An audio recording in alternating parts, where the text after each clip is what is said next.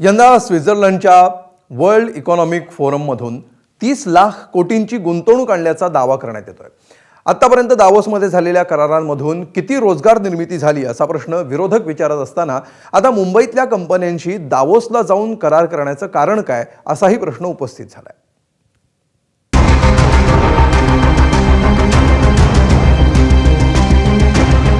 मला वाटतं एक व्हाईट पेपर त्यांनी काढावा 2014 ते 19 मध्ये 19 पर्यंत दावोसला गेल्यानंतर काय झालं।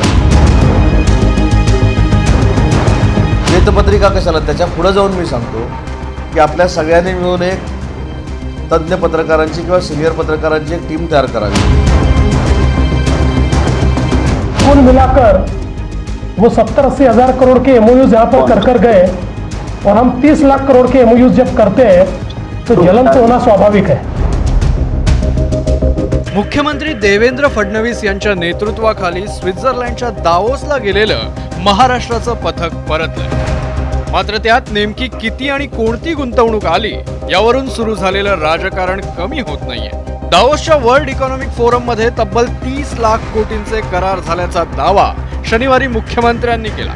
मात्र आता काँग्रेसनं या गुंतवणुकीच्या आकड्यावरच प्रश्नचिन्ह उपस्थित केलंय। ज्येष्ठ काँग्रेस नेते आणि माजी मुख्यमंत्री पृथ्वीराज चव्हाण यांनी आधीच ट्विटरच्या माध्यमातून आणि त्यानंतर मीडियाला प्रतिक्रिया देताना आकडे फुगवून सांगितले जात असल्याचा दावा केलाय। त्या परिषदेला जाणं हे राज्याच्या दृष्टीने अत्यंत महत्त्वाचं असतं। यावर्षी मुख्यमंत्री देवेंद्र फडणवीस आणि उद्योगमंत्री हे गेले होते, जाण्याबद्दल काहीच अडचण नाही, हरकत नाही।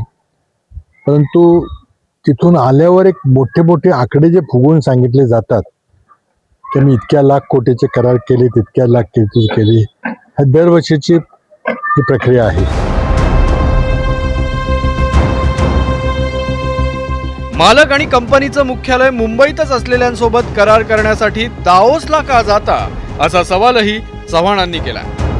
तुम्ही जर मोठे मालक असाल एका मोठ्या उद्योग समूहाचे, तुमचं जर हेडक्वार्टर मुंबईत असेल तर मग दावोसला जायचं काय गरज आहे? फक्त आकडा फुगवण्याकरता हे सगळे उद्योग हे सगळे दावोसला केले जातात, त्यावर माझे आपत्ती आहे। तर भाजपनं मात्र दावोसचे करार प्रत्यक्षात जमिनीवर उतरत असल्याचा दावा करत चव्हाणांचा आरोप खोडून काढलाय। देवाभाऊंनी जवळपास 40 लाख कोटी रुपयाची गुंतवणुकीचे करार केले। याच्यातून 30 लाख तरुणांना येत्या काळामध्ये रोजगार निर्मिती होणार आहे। याआधी देखील दावोसमध्ये जाऊन मोठ्या प्रमाणात गुंतवणूक आणण्याचं काम देवाभाऊंनी केलं। पृथ्वीराज चव्हाणजी, आपण ज्येष्ठ नेते आहात, महाराष्ट्राचे मुख्यमंत्री देखील राहिलेले आहेत। आपल्याला माहित आहे की आंतरराष्ट्रीय पातळीवर आज महाराष्ट्राचं नाव डंके की चोट पर घेतलं जातं, याचा तुम्हाला देखील अभिमान वाटला पाहिजे। मुख्यमंत्री, उद्योगमंत्री आणि अनेक उद्योजकांच्या दावोस मधल्या उपस्थितीमुळे आंतरराष्ट्रीय स्तरावर महाराष्ट्राबद्दल सकारात्मक वातावरण तयार होण्यास मदत होते, याबाबत दुमत नाहीये। राज्याच्या प्रगतीसाठी आणि अधिकाधिक परकीय गुंतवणूक राज्यात यावी यासाठी हे आवश्यकच आहे। पण मुंबईत मुख्यालय असलेल्या कंपन्यांसोबत दावोसमध्ये जाऊन करार करण्याच्या कारणांबाबत सरकारनं आपली भूमिका आणखी स्पष्टपणे ब्लॅक अँड व्हाईट मध्ये मांडण्याची आवश्यकता आहे। कारण तसं न केल्यामुळे विरोधकांचे आरोप आणि त्यामुळे होणाऱ्या राजकारणालाच अधिक महत्त्व मिळतं आणि राज्यात येणारी गुंतवणूक, रोजगार निर्मिती हे मुद्दे नाहक मागे पडतात। ब्युरो रिपोर्ट, एबीपी माझा। एबीपी माझा, उघडा डोळे बघा नीट।